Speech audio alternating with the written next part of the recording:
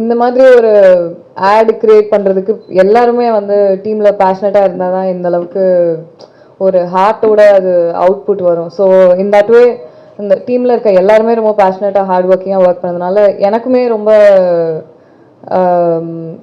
அன்னைக்குன்னு எனக்கு சேலஞ்சிங்காக இருந்தது. ஷூட்டும் ஹெக்டிக்காக இருந்தது, அது தவிர வேறு ஒர்க்கும் இருந்தது. But to be very honest, நான் முடிச்சுட்டு போகும்போது எனக்கு ரொம்ப சாட்டிஸ்ஃபைங்காக இருந்தது. அண்ட் ஓகே, இதை நம்ம பண்ணியிருக்கோம்னு நினச்சி ரொம்ப சந்தோஷமாக தான் இருந்தது.